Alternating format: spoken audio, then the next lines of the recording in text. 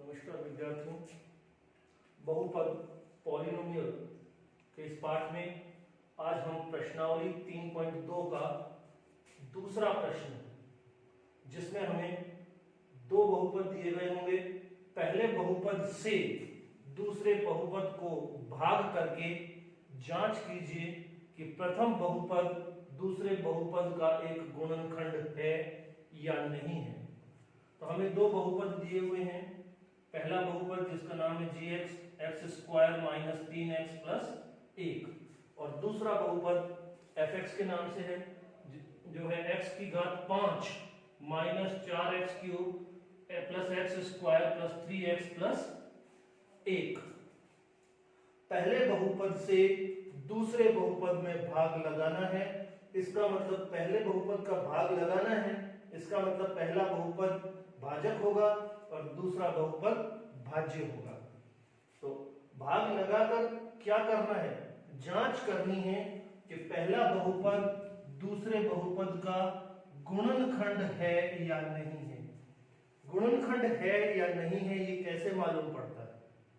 गुणनखंड उसी को कहते हैं जिसका पूरा पूरा भाग जाता है। तो अगर इस व्यंजक का भाग इस व्यंजक में, इस बहुपद का भाग इस बहुपद में पूरा पूरा जाता है तो ये बहुपद इस बहुपद का गुणनखंड है। भाग पूरा पूरा जाने का मतलब अंत में शेषफल शून्य बचना चाहिए। तो चलिए भाग लगाकर देखते हैं।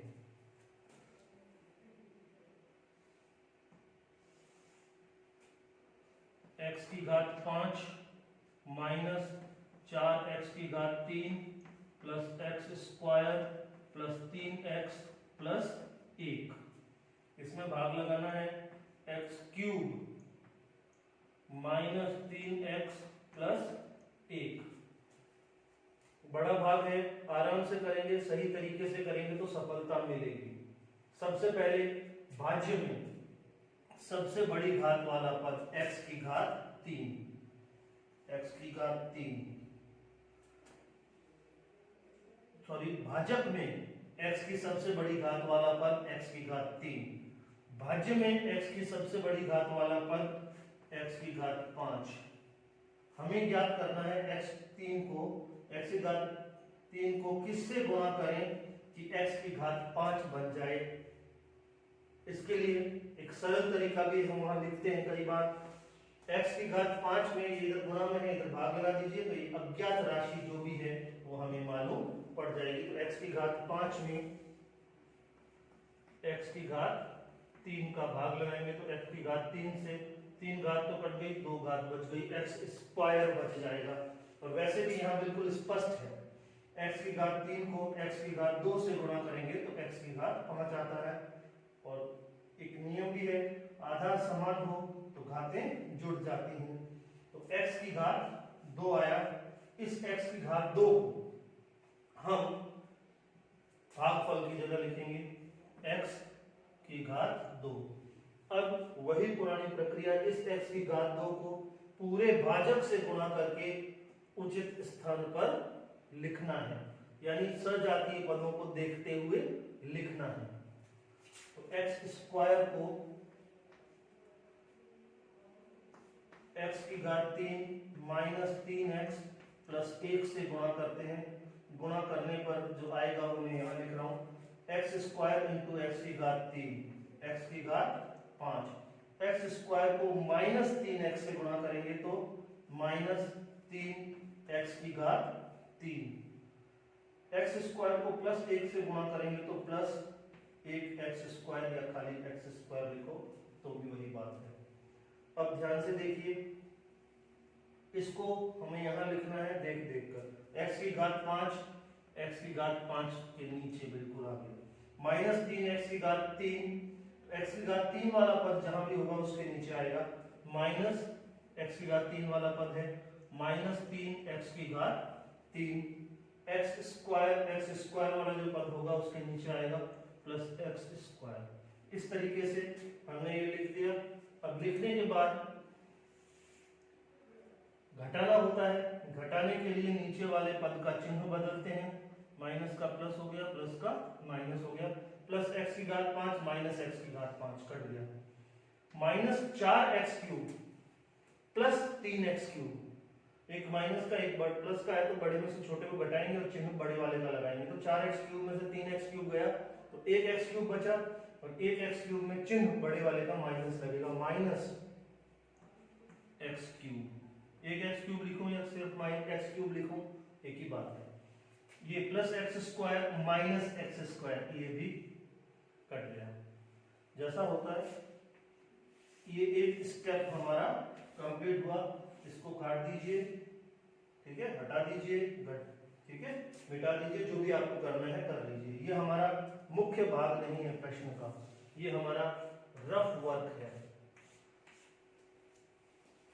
अब बाकी सारे पदों को नीचे उतारते हैं, प्लस 3x प्लस 1। हाँ, अब फिर से वही कार्यक्रम, इसमें x की सबसे बड़ी घात वाला पद x की घात 3, भाज्य में x की सबसे बड़ी घात वाला पद माइनस x की घात 3, x की घात की 3 को किससे गुणा करें कि माइनस x की घात 3 आ जाए, तो x की घात 3 को हम बिल्कुल स्पष्ट है, माइनस 1 है, तो उधर अगर करना चाहें तो वैसे भी कर सकते हैं, माइनस एक्स की घात 3 बटा एक्स की घात 3, इसमें इसका भाग लगा दो, इसमें इसका भाग लगाओगे तो क्या आएगा, एक्स की घात 3 से एक्स की घात 3 कट जाएगा, एक बार ये भी एक बार, तो ये माइनस 1 आ गया। तो वैसे यहां भी मालूम पड़ रहा है स्पष्ट रूप से कि एक्स की घात 3 को माइनस 1 से गुणा करेंगे तो माइनस एक्स की घात 3 आएगा, तो ये जो माइनस 1 आया है इसको हम भागफल की जगह लिखते हैं माइनस 1। इस माइनस 1 को अब पूरे भाजक से गुणा करके लिखना है, तो minus 1 into x cube minus 3x plus 1 गुणा करते हैं, माइनस 1 को एक्स क्यूब से गुणा किया तो माइनस 1x क्यूब या माइनस एक्स क्यूब एक ही बात है, एक लिखूं या नहीं लिखूं, माइनस 1 को माइनस 3x से गुणा किया तो आएगा प्लस 3x, और माइनस 1 को प्लस 1 से गुणा करने पर माइनस 1 आ जाएगा। अब इसे इसके नीचे सजातीय पदों को देखते हुए लिखना है, तो माइनस एक्स क्यूब सेम है, plus 3x plus 3x minus 1 लिखने के बाद सजातीय पदों को एक दूसरे के नीचे लिखने के बाद अब घटाना है, घटाने का मतलब नीचे वाले का चिन्ह परिवर्तित करने का, माइनस है तो प्लस हो गया, ये प्लस है तो माइनस हो गया, ये माइनस है तो प्लस हो गया, minus x cube plus x cube एक दूसरे से कट गए, प्लस 3x माइनस 3x भी एक दूसरे से कट गए, कटने का मतलब 0 आ गया, और प्लस 1 और ये प्लस 1 और प्लस 1 हो गए प्लस 2। देखिए शेषफल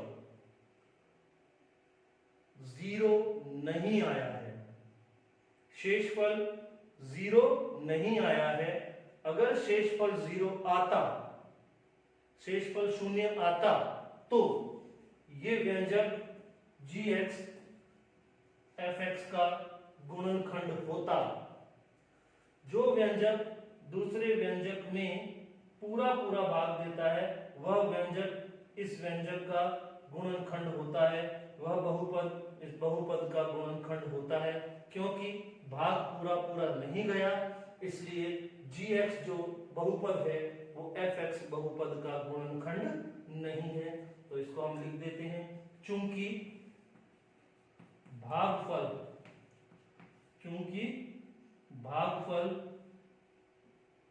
जिसको अपन rx लिखते हैं, rx बराबर नहीं है 0 के, चूंकि rx बराबर नहीं है 0 के, इसलिए ये gx बहुपद gx लिखते हैं, चलिए बहुपद gx बहुपद fx का गुणनखंड